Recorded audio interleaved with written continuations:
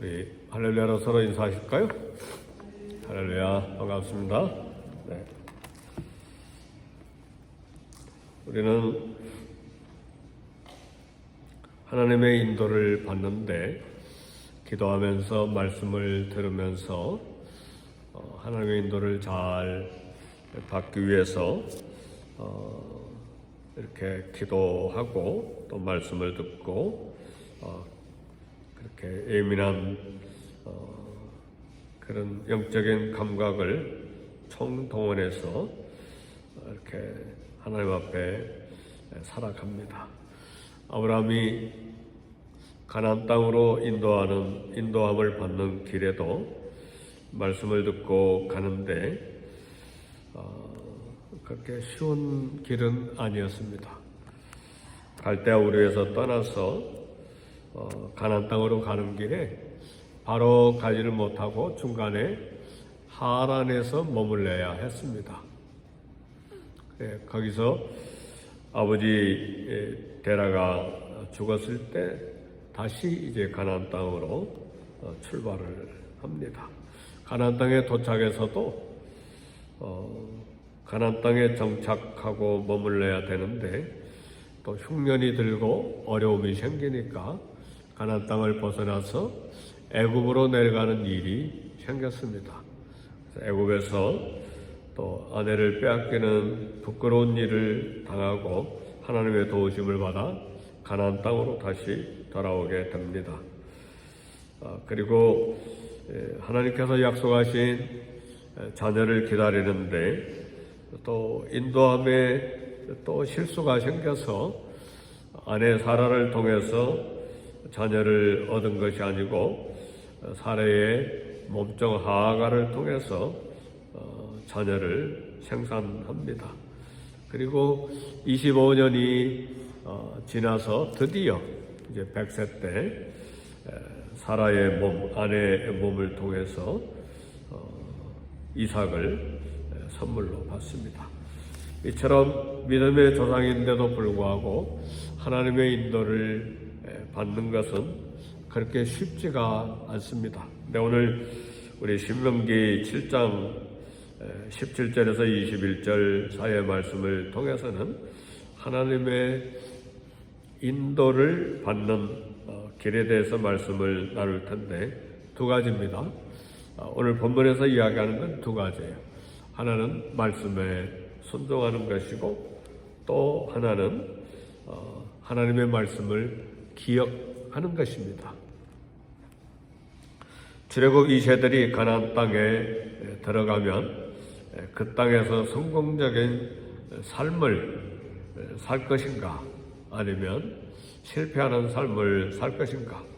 성공적인 삶을 살려면 하나님 말씀에 대한 순종의 여부에 달려 있습니다.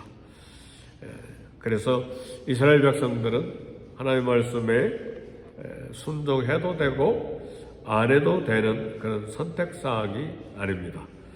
순종은 이스라엘의 가나안 땅에서의 번성과 생존에 필수적입니다. 모세는 순종할 때에 가나안 땅의 삶을 성공적으로 살 수 있고 그리고 세 가지 축복의 순종과 연결되어 있다고 말을 합니다.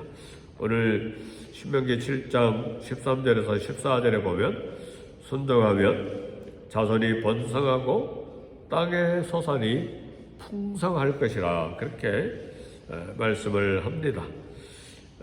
자손이 번성한다는 말은 인구가 증가된다는 말이고 그리고 땅의 소산이 풍성할 것이라는 것은 새술과 또 새 기름과 이런 곡식 이런 풍성한 소득을 얻게 될 것이라는 말씀이고 또 가축들도 번성할 것에 대한 말씀입니다. 그리고 15절에서는 순종하면 질병에서 자유롭게 될 것이다 그랬습니다. 애굽에 내렸던 모든 질병에서 안전함으로 건강을 유지하게 될 것에 대한 말씀을 하셨습니다.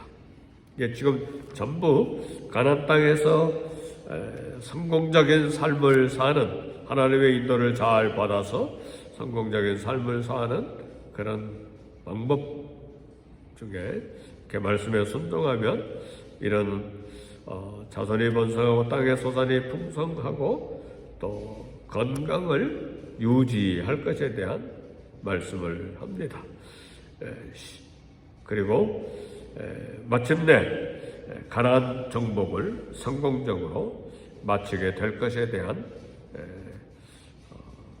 모세가 출애굽 2세대에 대해서 격려하는 말씀을 하셨습니다. 오늘 7장 16절의 말씀을 보니까 내 하나님 여호와께서 내게 넘겨주신 모든 민족을 내 눈이 국률이 여기지 말고 진멸하여 그들의 신을 섬기지 말라. 그것이 내게 올무가 되리라. 그러니까 이처럼 하나님의 말씀을 순종하면 가나안 땅을 성공적으로 정복하고 가나안 땅에서 하나님의 인도를 잘 받아 성공적인 가나안 땅의 생활이 될 것을 말씀합니다. 순종하는 삶에 대해서 이런 축복이 실제로 우리 삶에서 성취될 것인가? 구약에서는 하나님의 축복이 성도들의 삶에 실제적으로 임하고 또 물질적으로도 임하게 된다고 약속을 했습니다. 그래서 모세는 가나안 백성들에 대하여 겁먹지 말라고 말씀을 합니다. 가나안 사람들의 숫자가 많기 때문에 상대적으로 숫자가 적은 이스라엘이 걱정이 되지요. 걱정할 수도 있습니다. 그래서 17절에 보니까 이런 생각들을 이스라엘 백성들이 할 수 있다고 이야기를 합니다. 그 민족들이 우리보다 많은데 우리가 어떻게 그들을 쫓아낼 수 있을까 하고 걱정할 수도 있다는 것입니다.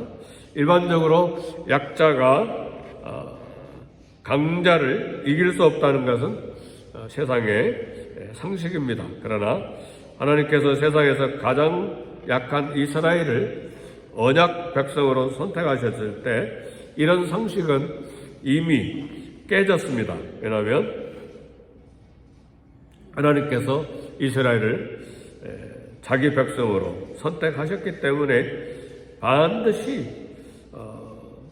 강자가 약자를 이긴다는 것이 아니고 약한 이스라엘이 하나님의 백성이기 때문에 강한 적을 이길 수 있다는 말씀입니다. 그래서 모세는 백성들의 불안감, 걱정을 단숨에 없애는 한 가지 방법을 말씀했는데 우리 18절 다 같이 함께 읽어볼까요? 시작! 그들을 두려워하지 말고 내 하나님 여호와께서 바로와 온 애굽에 행하신 것을 잘 기억하되 그랬습니다. 그러니까 그런 걱정을 단숨에 없애는 방법을 제시했는데 내 하나님 여호와께서 바로와 온 애굽에 행한 것을 기억해라 그랬습니다.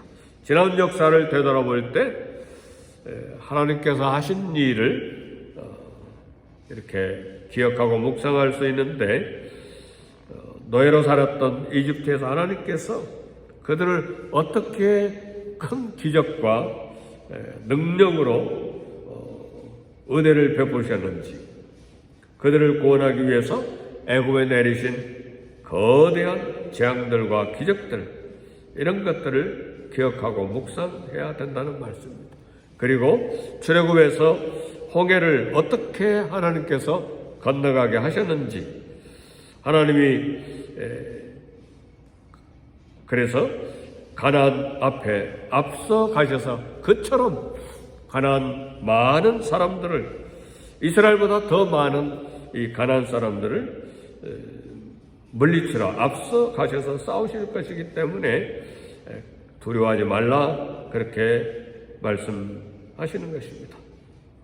하나님이 크고 두려운 이 하나님 이스라엘 중에 계시기 때문에 두려워하지 말라고 말씀하시는 것입니다. 하나님이 가나안 사람들과 싸우기 위해서 이스라엘에게 임재하시겠다, 함께 계시겠다 그렇게 말씀합니다.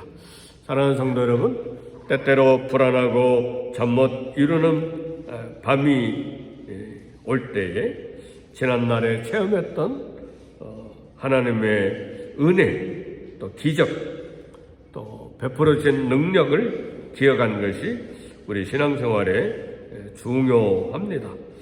우리 신앙인들이 과거에 경험했던 은혜를 기억하는 일은 우리의 모든 두려움과 어려움을 극복하게 하는 힘이 됩니다. 하나님 은혜를 베푸신 그 놀라운 사랑, 그 하나님은 지금도 우리와 함께 계시기 때문에 그렇습니다. 그래서 성경에 기록된 하나님의 위대한 능력, 그리고 백성을 위해서 함께 하신 그런 역사의 흔적들, 발자국들을 묵상할 때 두려움을 이기고 그리고 힘차게 또 새롭게 일어나서 걸어갈 수가 있게 되는 것입니다. 이 아침에 기도하실 때 하나님의 인도를 받아가는 길에 인도를 잘 받아갈 수 있도록 기도할 뿐만 아니라 두 가지, 하나님 말씀에 순종함으로 또 말씀에 기록된 모든 말씀을 묵상함으로 인도를 받을 뿐만 아니라 또 내 삶에 역사하셨던 또 은혜를 베푸셨던 그 능력의 손과 은혜의 손을 기억함으로 인도를 받아갈 수가 있습니다. 이 아침에 우리 함께 기도하겠습니다. 기도하실 때 하나님 성령의 충만, 은혜 충만, 능력 충만, 그리고 자비의 손으로 붙들어 주셔서 하나님의 인도를 귀하게 잘 받아갈 수 있는 말씀의 지혜를 주시고 과거의 내 삶 속에 역사하셨던 하나님, 그 하나님을 기억하고 붙들고 걸어갈 수 있는 믿음을 갖게 해 주옵소서. 우리 함께 기도하겠습니다.